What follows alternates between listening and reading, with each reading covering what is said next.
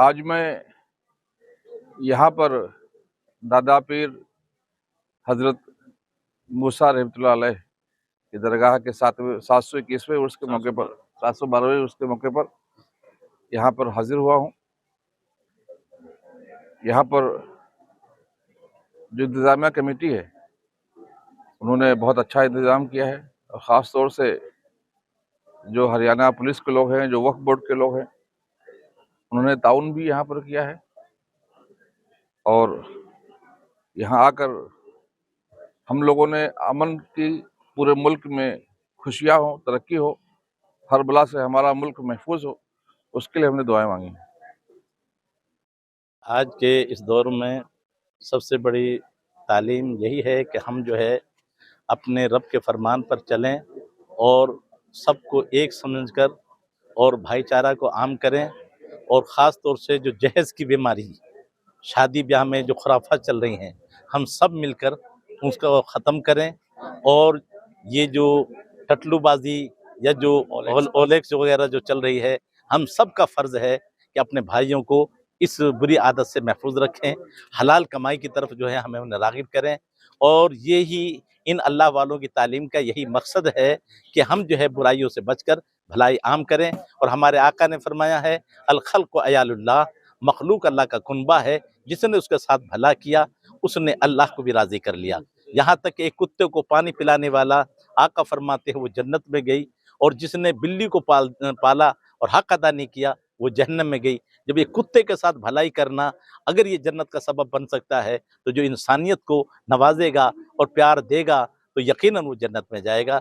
अल्लाह की रज़ा इसी में है कि हम सब आपस में मिल के रहें, एक रहें और छूत छात को ख़त्म करके मखलूक की खिदमत करना अपना फरीज़ा समझे।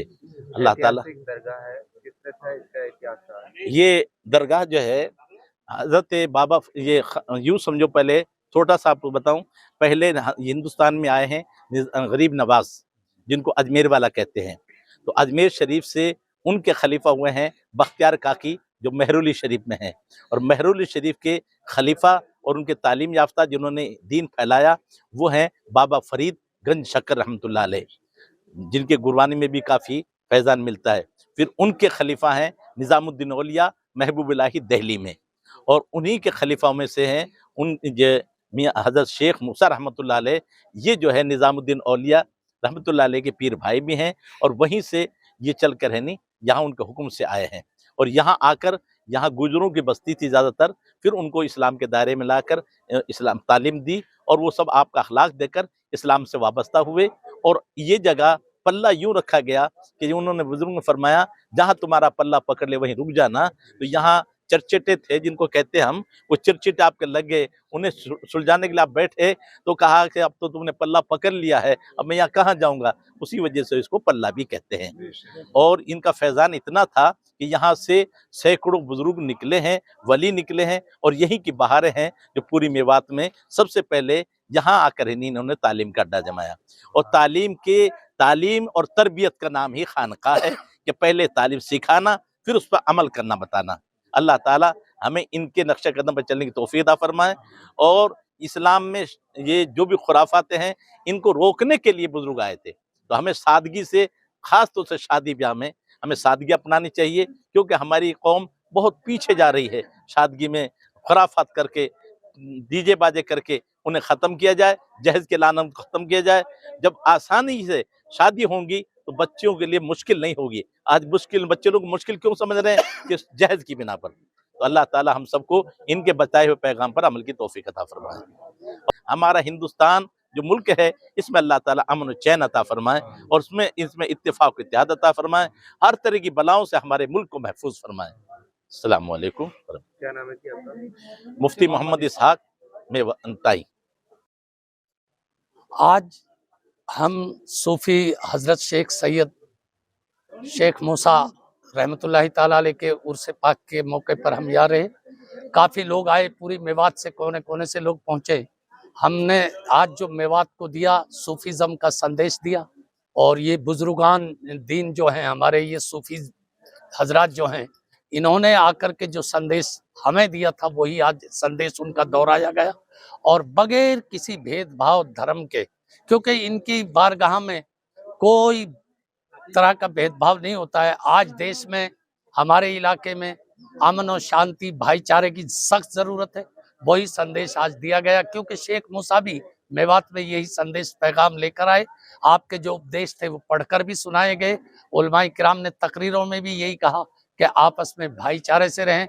जैसे अभी कह रहे थे कि हलाल खाओ, हराम से बचो, बुराइयों से बचो, और ये टटलूबाजियाँ, ओलेक्स बाजियाँ, ये नशावर चीजें जिससे समाज खराब हो रहा है, इन सब के खिलाफ इन लोगों ने आंदोलन चलाया। वही आंदोलन आज हमने पैगाम दिया है लोगों को कि एक सज्जन सच्चे हिंदुस्तानी नागरिक की एक सच्चा मुसलमान होकर के हम जिंदगी गुजारें।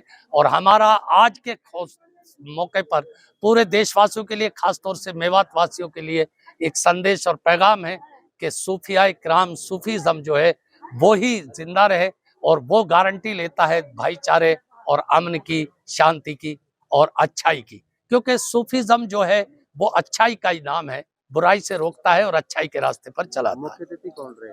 मुख्य अतिथि दिल्ली से तशरीफ लाए हुए यहाँ के सज्जादा नशीद हजरत निजामुद्दीन औलिया के सज्जादा नशीद पीर फरीद अहमद निज़ामी साहब तशरीफ लाए थे।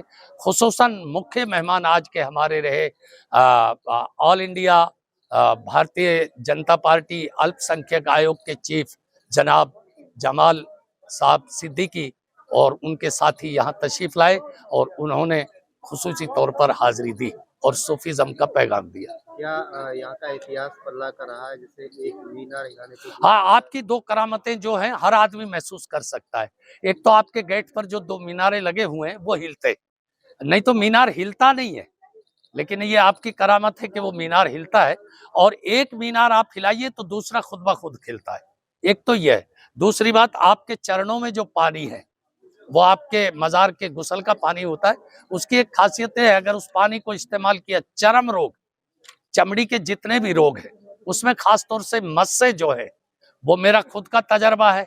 मैं अपने वालिद साहब के साथ बचपन में आया और फिर कई मरीज हमारे यहाँ आए, 2-4 दिन में वो मस्से गायब हो गए।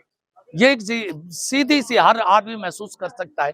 चमड़ी की कोई भी बीमारी हो, उस पानी के लगाने से, उससे धोने से वो बीमारी जाती रहती है।